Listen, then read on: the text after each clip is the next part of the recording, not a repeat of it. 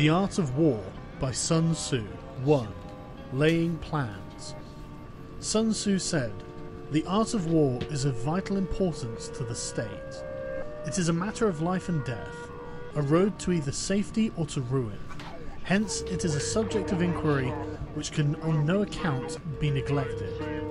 The art of war, then, is governed by 5 constant factors, to be taken into account in one's deliberations when seeking to determine the conditions obtaining in the field. These are 1. The moral law, 2. Heaven, 3. Earth, 4. The commander, 5. Method and discipline."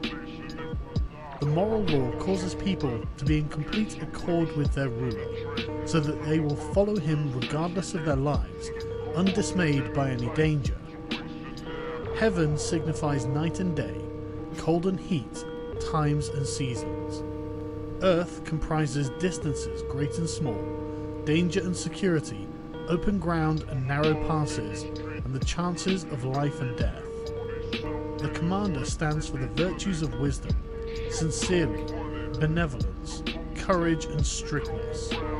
By method and discipline are to be understood the marshalling of the army in its proper subdivisions, the graduations of rank among the officers, the maintenance of roads by which supplies may reach the army, and the control of military expenditure. These 5 heads should be familiar to every general. He who knows them will be victorious. He who knows them not will fail. Therefore, in your deliberations, when seeking to determine the military conditions, let them be made the basis of a comparison. In this wise, which of the 2 sovereigns is imbued with the moral law? Which of the 2 generals has the most ability? With whom lies the advantages derived from heaven and earth? On which side is discipline most rigorously enforced? Which army is stronger? On which side are officers and men more highly trained? In which army is there the greater constancy in both reward and punishment? The general that hearkens to my counsel and acts upon it will conquer. Let such a one be retained in command. The general that hearkens not to my counsel, nor acts upon it, will suffer defeat. Let such a one be dismissed. While heading the profit of my counsel, avail yourself also of any helpful circumstances over and beyond the ordinary rules. According as circumstances are favourable, one should modify one's plans. All warfare is based on deception. Hence, when able to attack, we must seem unable. When using our forces, we must seem inactive. When we are near, we must make the enemy believe that we are far away. And when far away, we must make him believe that we are near. Hold out baits to entice the enemy. Feign disorder and crush him. If he is secure at all points, be prepared for him. If he is superior in strength, evade him. If your opponent is of choleric temper, seek to irritate him. Pretend to be weak, that he may grow arrogant. If he is taking his ease, give him no rest. If his forces are united, separate them. Attack him where he is unprepared. Appear where you are not expected. These military devices leading to victory must not be divulged beforehand. Now the general who wins a battle makes many calculations in his temper ere the battle is fought. The general who loses a battle makes but few calculations beforehand. Thus do many calculations lead to victory, and few calculations lead to defeat. How much more no calculation at all? It is by attention to this point that I can foresee who is likely to win or lose. 2.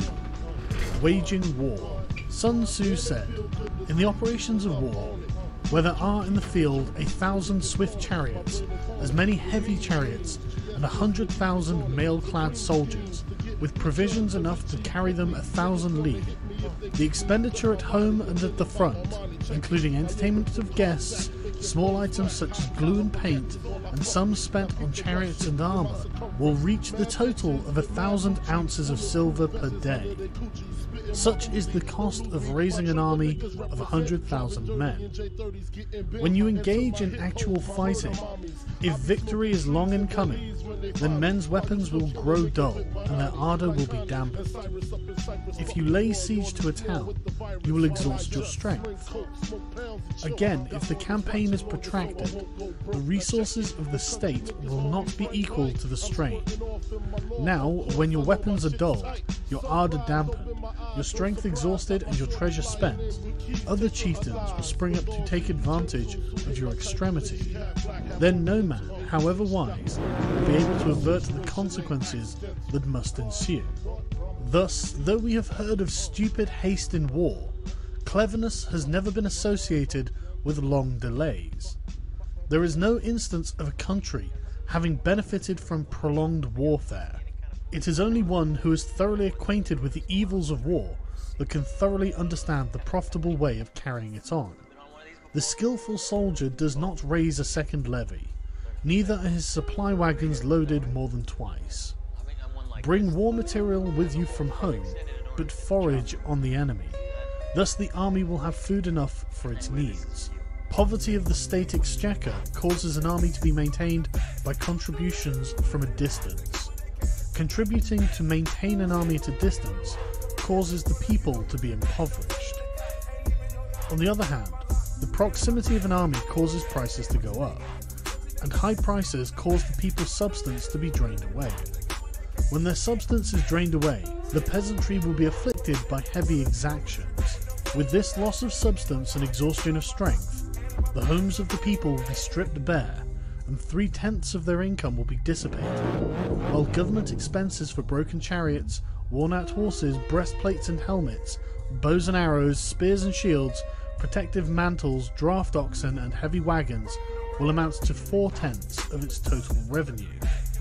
Hence, a wise general makes a point of foraging on the enemy. 1 cartload of the enemy's provisions is equivalent to 20 of one's own, and likewise a single pickle of his provender is equivalent to 20 from one's own store. Now, in order to kill the enemy, our men must be roused to anger, that there may be advantage from defeating the enemy. They must have their rewards. Therefore, in chariot fighting, when 10 or more chariots have been taken, those should be rewarded who took the first. Our own flags should be substituted for those of the enemy, and the chariots mingled and used in conjunction with ours. The captured soldiers should be treated kindly and kept. This is called using the conquered foe to augment one's own strength. In war then, let your great object be victory, not lengthy campaigns. Thus it may be known that the leader of armies is the arbiter of the people's fate, the man on whom it depends whether the nation shall be in peace or in peril. 3. Attack by stratagem. Sun Tzu said, "In the practical art of war, the best thing of all is to take the enemy's country whole and intact. To shatter and destroy it is not so good. So too, it is better to recapture an army entire than to destroy it. To capture a regiment, a detachment, or a company entire than to destroy them. Hence, to fight and conquer in all of your battles is not supreme excellence. Supreme excellence consists in breaking the enemy's resistance without fighting. Thus, the highest form of generalship is to balk the enemy's plans. The next best is to prevent the junction of the enemy's forces. The next in order is to attack the enemy's army in the field. The worst policy of all is to besiege walled cities. The rule is not to besiege walled cities if it can possibly be avoided. The preparation of mantlets, movable shelters, and other various implements of war will take up 3 whole months, and the piling up of mounds over and against the walls will take 3 months more. The general, unable to control his irritation, will launch his men to the assault like swarming ants, with the result that 1/3 of his men are slain, while the town remains untaken. Such are the disastrous effects of a siege. Therefore, the skillful leader subdues the enemy troops without any fighting. He captures their cities without laying siege to them. He overthrows their kingdom without lengthy operations in the field. With his forces intact, will dispute the mastery of the Empire, and thus, without losing a man, his triumph will be complete. This is the method of attacking by stratagem. It is the rule in war, if our forces are 10 to the enemy's 1, to surround him. If 5 to the enemy's 1, attack him. If twice as numerous, divide our army into 2. If equally matched, we can offer battle. If slightly inferior in numbers, we can avoid the enemy.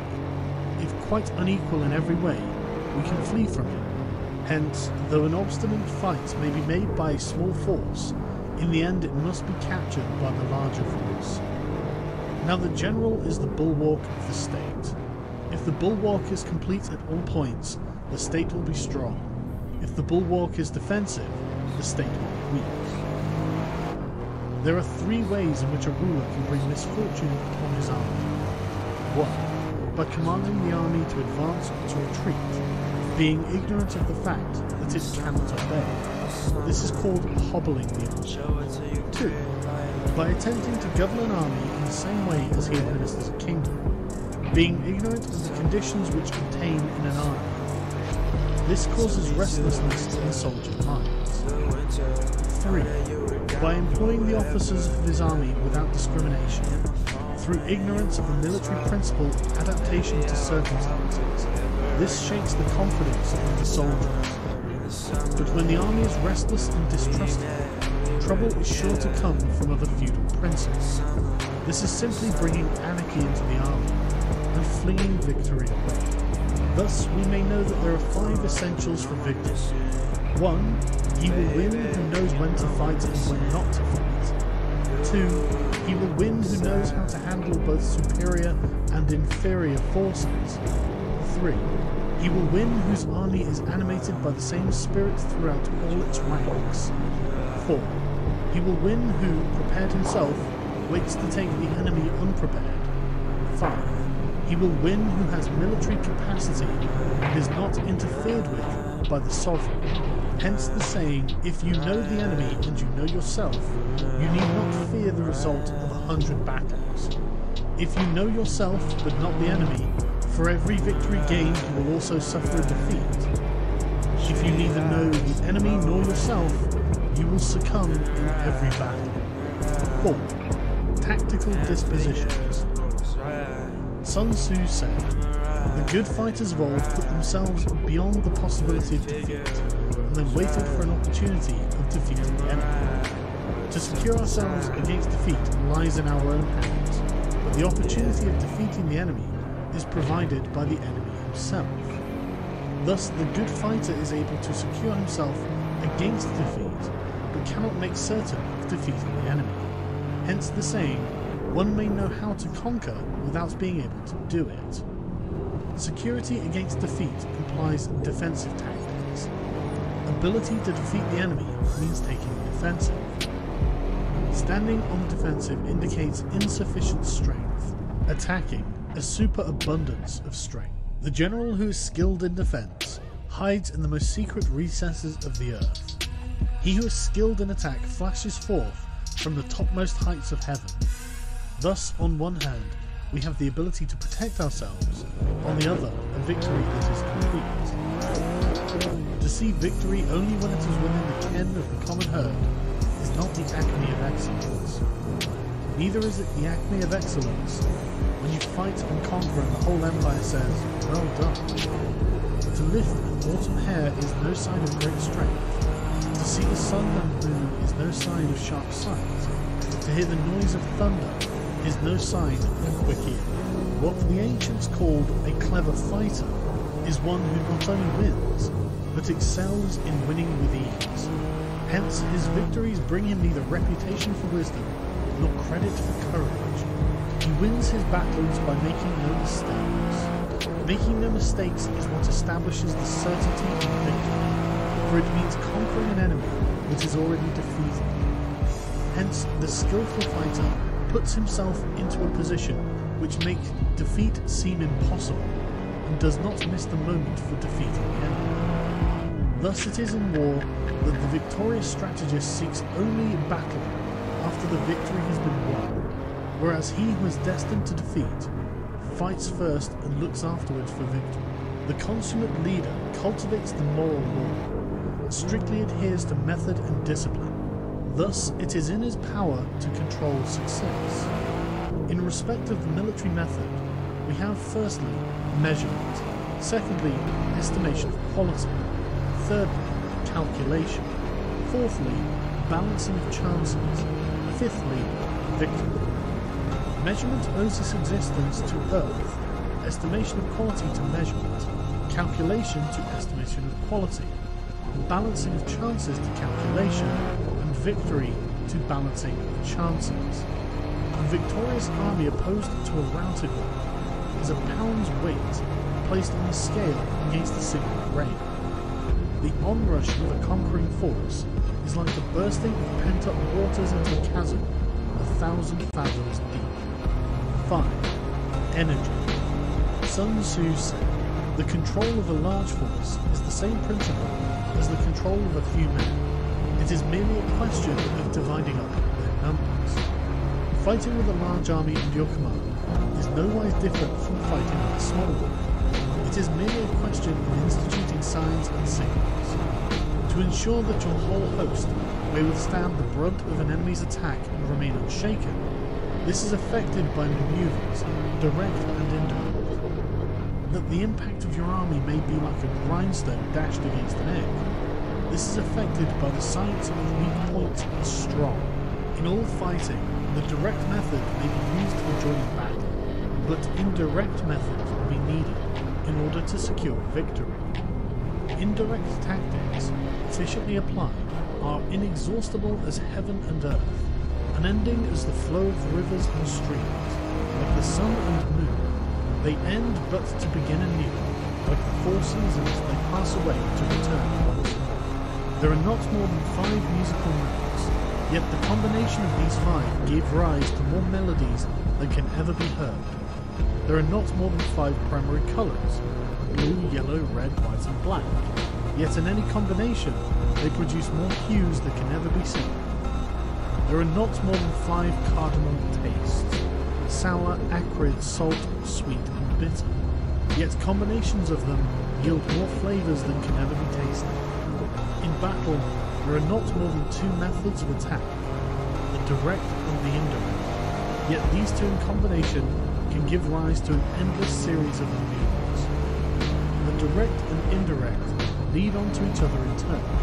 It is like moving in a circle, you never come to an end. Who can exhaust the possibilities of that combination? The onset of troops is like the rush of a torrent, which will even roll stones along its course. The quality of decision is like the well-timed sweep of a falcon, which enables it to strike and destroy its victim. Therefore, the good fighter will be terrible in his onset and prompt in his decision. Energy may be likened to the bending of a crossbow, decision to the releasing of a trigger. Amid the turmoil and tumult of battle, there may be seeming disorder, and yet no real disorder at all. Amid confusion and chaos, your array may be without head or tail, yet it will be proof against defeat. Simulated disorder postulates perfect discipline. Simulated fear postulates courage. Simulated weakness postulates strength. Hiding order beneath the cloak of disorder is simply a question of subdivision. Concealing courage under a show of timidity presupposes a fund of latent energy. Masking strength with weakness is to be affected by tactical dispositions. Thus, one who is skillful at keeping the enemy on the move maintains deceitful appearances, according to which the enemy will end. He sacrifices something that the enemy may snatch at it. By holding out baits, he keeps him on the march. Then with a body of picked men he lies in wait for him. The clever combatant looks to the effect of combined energy, and does not require too much from individuals. Hence his ability to pick out the right men and utilize combined energy. When he utilizes combined energy, his fighting men become, as it were, like unto rolling stones or logs, for it is the nature of a log or stone to remain motionless on level ground, and to move when on a slope. If four-cornered, it will come to a standstill, but if round-shaped, it will go rolling down. down. Thus the energy developed by good fighting men is as the momentum of a round stone rolled down a mountain thousands of feet in height. So much on the subject of energy. 6. Weak points and strong. Sun Tzu said, "Whoever is first in the field and awaits the coming of the enemy will be fresh for the fight. Whoever is second in the field and has to hasten to battle will arrive exhausted." Therefore, the clever combatant imposes his will on the enemy, but does not allow the enemy's will to be imposed on him. By holding out advantages to him, he can cause the enemy to approach of his own accord, or, by inflicting damage, he can make it impossible for the enemy to draw near. If the enemy is taking his ease, he can harass him. If well supplied with food, he can starve him out. If quietly encamped, he can force him to move. Appear at points which the enemy must hasten to defend. March swiftly to places where you are not expected. An army may march great distances without distress if it marches through the country where the enemy is not. You can be sure of succeeding in your attacks if you only attack places which are undefended. You can ensure the safety of your defense if you only hold positions that cannot be attacked. Hence, the general is skillful in attack whose opponent does not know what to defend, and he is skillful in defense whose opponent does not know what to attack. O divine art of subtlety and secrecy! Through you we learn to be invisible, and through you inaudible, and hence we can hold the enemy's fate in our hands. You may advance and be absolutely irresistible if you make for the enemy's weak points. You may retire and be safe from pursuit if your movements are more rapid than those of the enemy. If we wish to fight, we can prevent the enemy from engaging us even though the lines of our encampment be merely traced out on the ground. All we need to do is throw something odd and accountable in his way.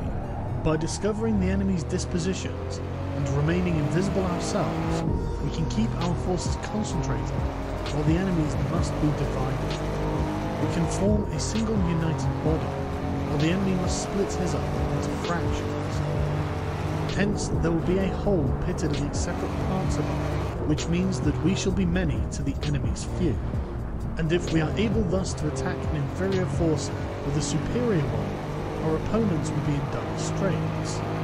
The spot where we intend to fight must not be made known, for then the enemy will have to prepare against a possible attack at several different points. And if his forces being thus distributed in many directions, the numbers we shall have to face at any given point will be proportionally few. For should the enemy strengthen his van, he will weaken his rear. Should he strengthen his rear, he will weaken his van. Should he strengthen his left, he will weaken his right. Should he strengthen his right, he will weaken his left. If he sends reinforcements everywhere, he will everywhere be weak. Numerical weakness comes from having to prepare against possible attacks.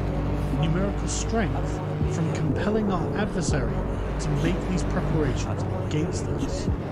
Knowing the place and time of the coming battle, we may concentrate from the greatest distances in order to fight.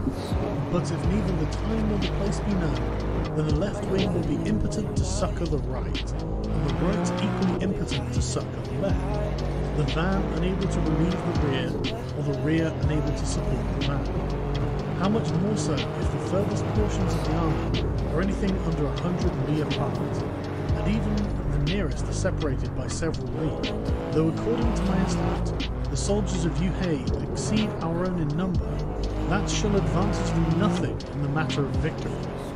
I say then that victory can be achieved.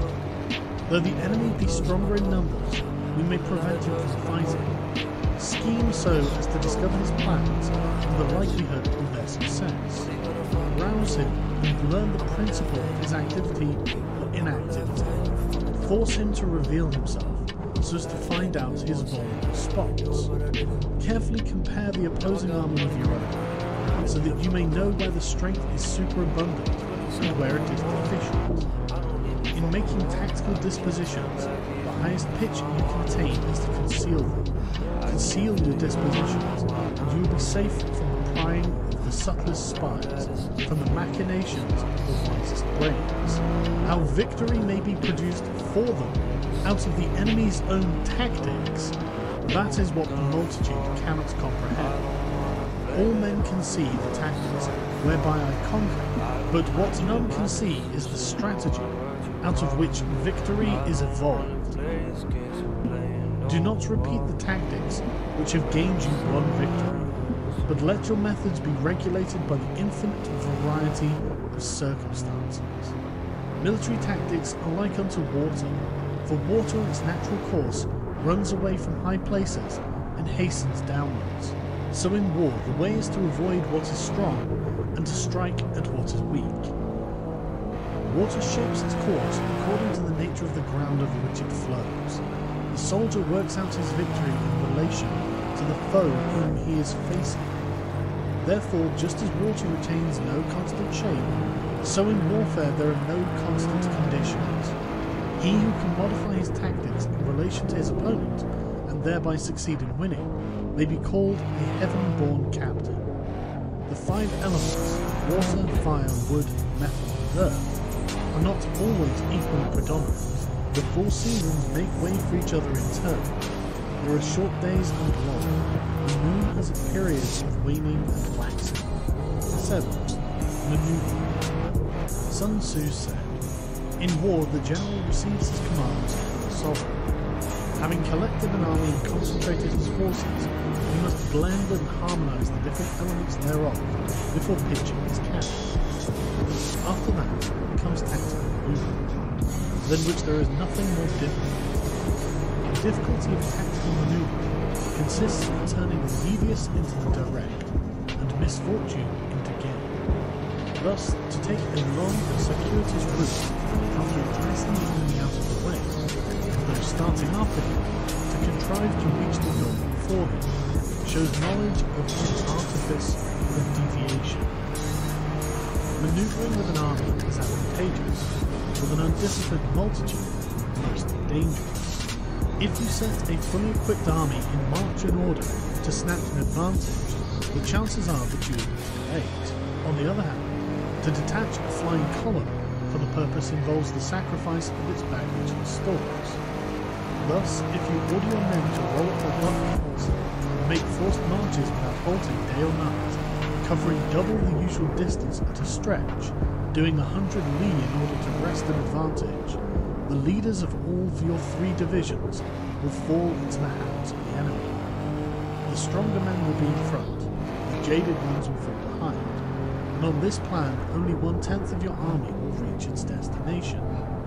If you march 50 li in order to outmaneuver your enemy, you will lose the leader of the 1st division, and only half of your force will reach the goal.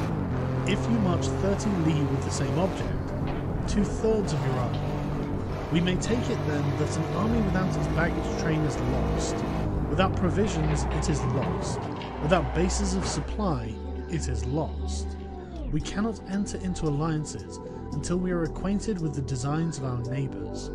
We are not fit to lead an army on the march unless we are familiar with the face of the country, its mountains and forests, its pitfalls and precipices, its marshes and swamps. We shall be unable to turn natural advantage to account unless we make use of local barriers. In war, practice dissimulation and you will succeed. Whether to concentrate or to divide your troops must be decided by circumstances. Let your rapidity be that of the wind, your compactness that of the forest. In raiding and plundering be like fire, is immovability like a mountain. Let your plans be dark and impenetrable as night, and when you move, fall like a thunderbolt. When you plunder a countryside, let the spoil be divided amongst your men. When you capture a new territory, cut it up into allotments for the benefit of the soldiery. Ponder and deliberate before you make a move. He will conquer who has learnt the artifice of deviation. Such is the art of maneuver. The Book of Army Management says, on the field of battle, the spoken word does not carry far enough, hence the institution of gongs and drums. Nor can ordinary objects be seen clearly enough, hence the institution of banners and flags. Gongs and drums, banners and flags are means whereby the eyes and ears of the host may be focused on one particular point. The host thus forming a single united body, it is impossible either for the brave to advance alone or the cowardly to retreat alone. This is the art of handling large masses of men. In night fighting then, make such use of signal fires and drums, and in fighting by day, of flags and banners, as a means of influencing the ears and eyes of your army. A whole army may be robbed of its spirit. A commander-in-chief may be robbed of his presence of mind. Now a soldier's spirit is keenest in the morning. By noonday it has begun to flag, and in the evening his mind is bent only on returning to camp. A clever general, therefore, avoids an army when its spirit is keen, but attacks it when it is sluggish and inclined to return. This is the art of studying wounds. Disciplined and calm, to await the appearance of disorder and hubbub amongst the enemy. This is the art of retaining self-possession. To be near the goal while the enemy is still far from it. To wait at ease while the enemy is toiling and struggling. To be well fed while the enemy is famished. This is the art of husbanding one's strength.